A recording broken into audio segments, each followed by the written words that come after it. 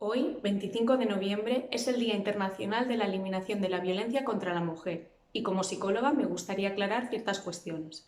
¿Por qué se habla de violencia contra la mujer y no simplemente de violencia? Tenemos que diferenciar la violencia por motivos personales y la violencia por motivos estructurales o culturales. Para tenerlo más claro, según el sociólogo Johan Galtung, existen tres tipos de violencia. 1.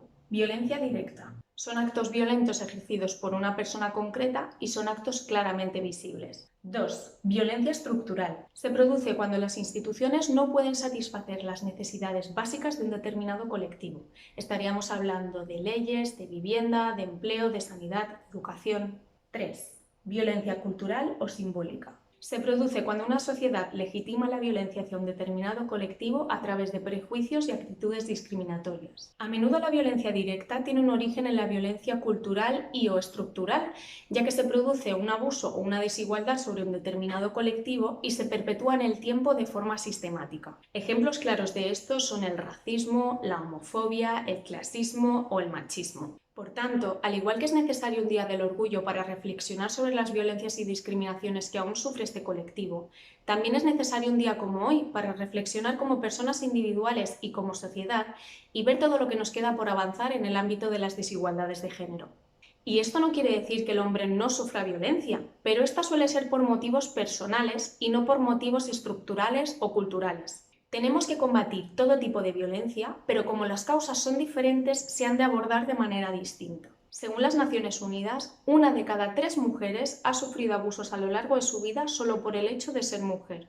Piensa en todas las mujeres que conoces y haz números. La violencia puede adoptar muchas formas: física, psicológica, sexual, económica. Y cuando hablamos del ciclo de la violencia hay 3 fases que se repiten en bucle. Primera, fase de tensión, donde se va acumulando de forma gradual la tensión y el malestar y la víctima puede intentar complacer al agresor para mantenerlo calmado. 2. Fase de explosión o agresión, donde se producen los distintos tipos de violencia. 3. Fase de arrepentimiento o luna de miel, donde el agresor se disculpa, se muestra cariñoso, arrepentido y hace promesas de cambio. Este ciclo se va repitiendo en bucle y cada vez la fase de arrepentimiento dura menos, aumentando la duración de las fases de tensión y de agresión. Vale, quizás algunas personas estéis pensando que la violencia se da también en las relaciones tóxicas independientemente de su género.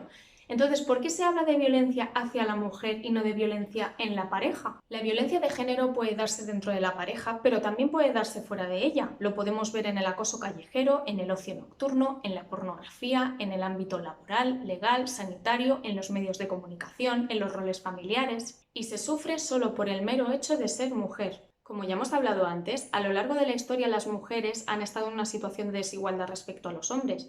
Y aunque es verdad que hemos avanzado muchísimo hacia la igualdad, aún nos quedan ciertos prejuicios o desigualdades sociales que necesitamos erradicar, no solo a nivel normativo teórico, sino también a nivel efectivo, en la vida real.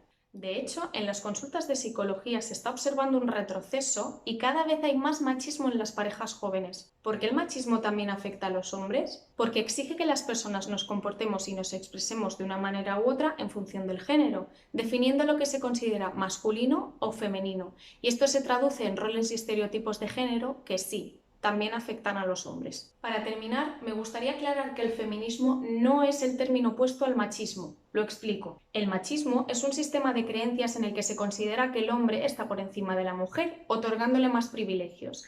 Esto es algo que ha existido a nivel histórico durante cientos y cientos y cientos y cientos de años, y pensar que a día de hoy no quedan resquicios de machismo en nuestra sociedad no es realista. El embrismo sería el concepto contrario, es decir, la idea de que las mujeres están por encima de los hombres y que por ello merecen más privilegios. Sin embargo, a lo largo de la historia no ha existido una estructura social que otorgase más privilegios a las mujeres que a los hombres. El feminismo, en cambio, busca alcanzar la igualdad de derechos entre hombres y mujeres mediante la eliminación de las desigualdades sociales que sufren las mujeres. ¿Y por qué se llama feminismo y no igualitarismo? Porque igualitarismo es un término neutro que invisibiliza el problema que queremos abordar. Es decir, con igualitarismo podríamos estar hablando de discriminación por motivo de raza, de orientación sexual, de religión, de género, de clase. Cuando a nivel social no se nombra un problema, es como si no existiese. Por eso, si lo definimos, si le damos nombre y lo analizamos en profundidad, Podremos conocer las causas que originan este problema para así trazar un plan de acción específico para solucionar este problema. Y personalmente creo que como personas individuales y como sociedad tenemos la responsabilidad de trabajar por un mundo más justo, no solo en la teoría, sino también en la realidad.